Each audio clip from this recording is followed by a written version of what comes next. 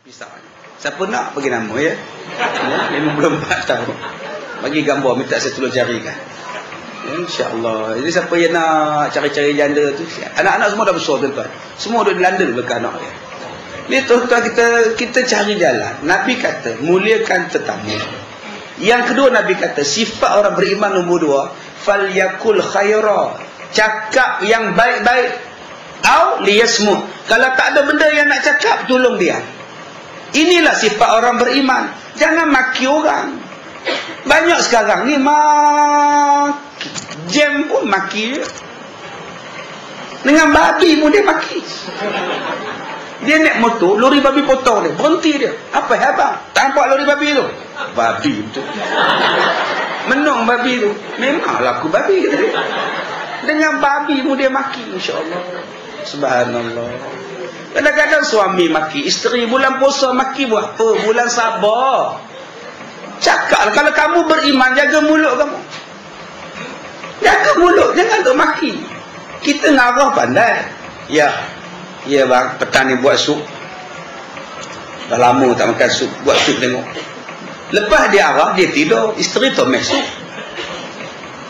Omehlah orang tua tu tumbuk sama goreng sini, piang untuk suami tercinta.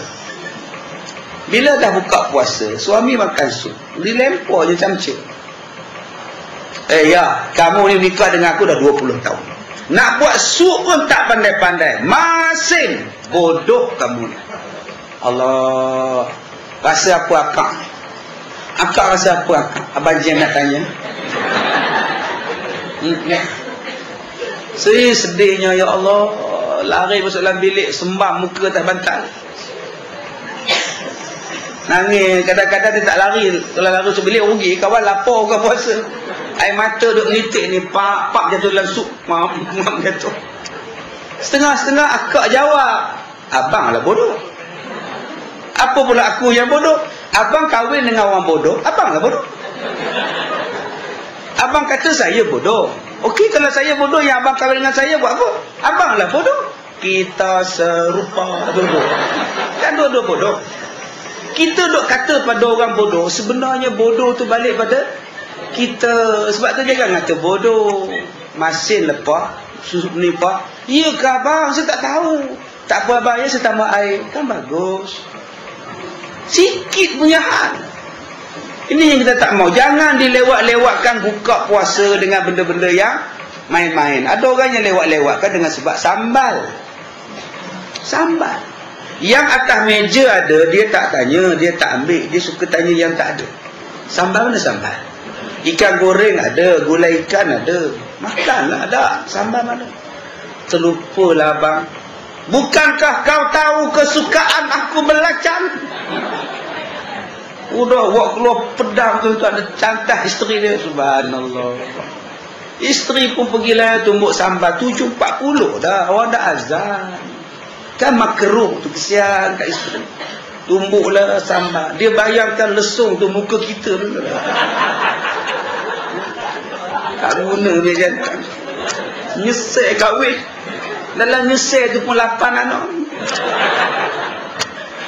Jadi kita ubah-ubah lah. Benda yang boleh ubah-ubah lah.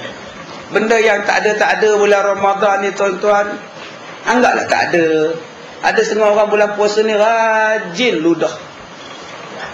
Cuba tuan-tuan tengok bulan puasa ni, bulan meludah, puih-puih ludah. Kok tingkap ludah, kok pintu ludah. Dia tak mau telan elio kata dia. Nanti batal kata dia. Tak ada maknanya tuan-tuan. Tak ada batal, telan nak elio je. Yang batal je tuan-tuan tak ada air hujan. Ngangor mulut yang tu baru batal. Telan lah. Ini ludah saja-saja. Kadang-kadang tak nak ludah. Duk kebam dalam mulut. Bum. Malam ni masak apa makcik? Bakpong. Bakpong nak masak apa? Apa ni hang telan lah. Nak ludah, nak telan. Ini benda-benda yang bukan-bukan. Lepas sahur tidur balik. Benda yang bukan-bukan ni tuan-tuan, buang je lah. Gantilah benda yang lebih baik.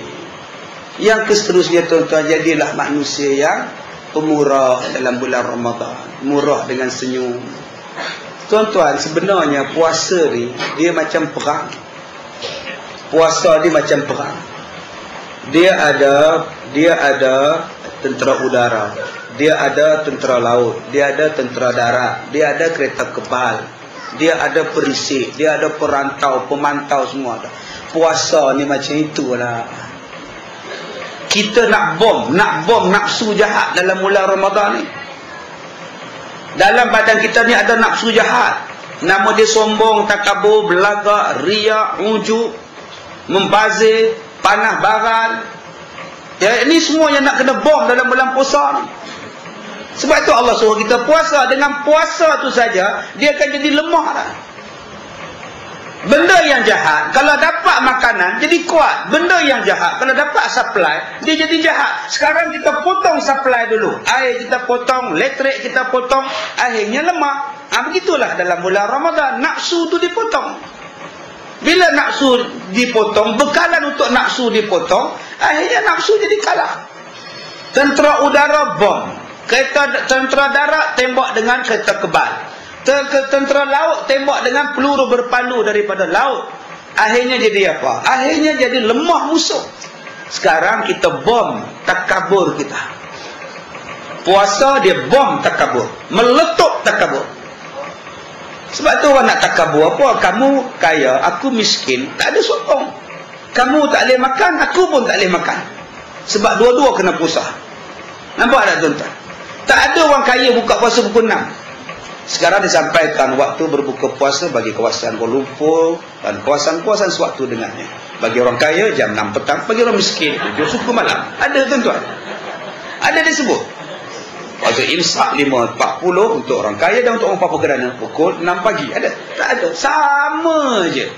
Duit banyak, makanan berlambak tapi tak boleh makan. Sombong, buang.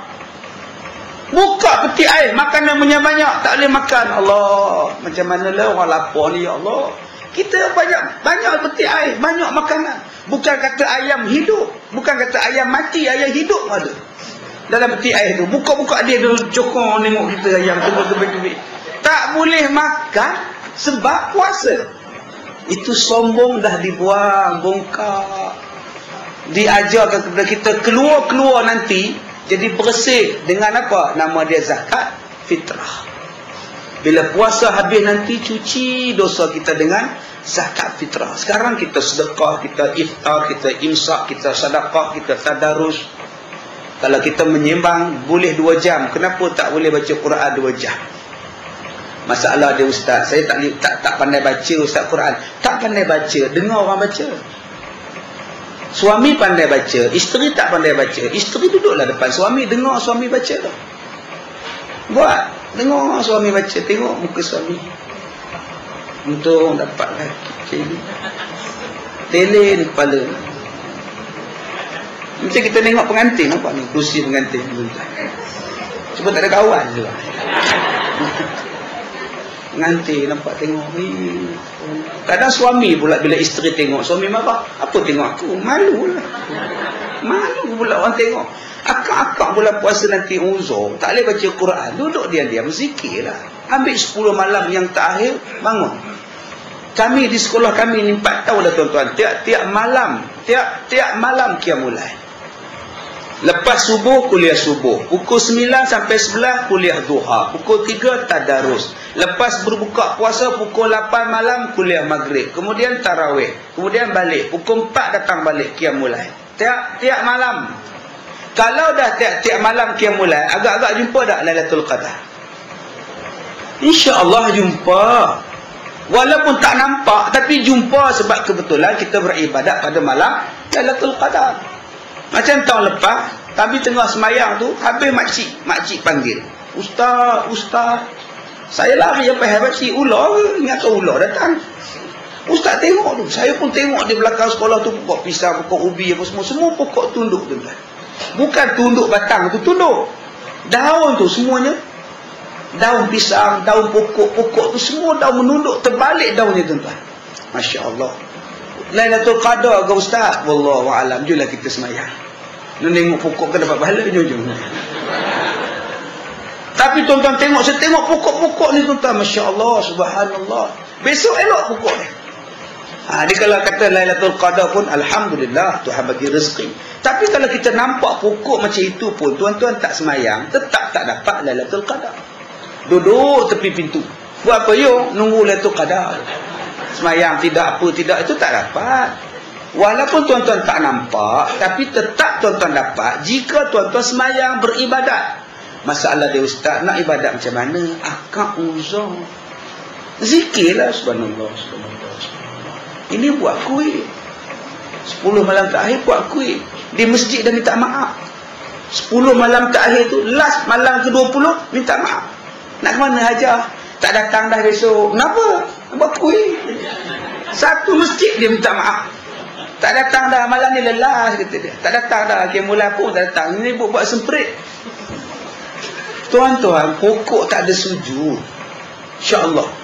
Kalaulah pokok sujud, tuan-tuan, macam mana rumah orang kampung yang banyak pokok durian, pokok kelapa, durian, rambutan, rumah tengah-tengah, semua pokok sujud timpa rumah dia. Tiap-tiap tahun buat baru. Kenapa yuk? Semalam Lailatul Qadar, habis runtuh rumah. Dia tak ada tunduk, tuan-tuan. Yang pokok tepi lebuh raya semua tunduk, jam jalan, tutup jam. Apa hemat? Lebuh ni Lailatul Qadar, pokok sujud ni. Dia tak ada, tuan-tuan. Habis-habis kuat pokok daunnya begitu, nampak.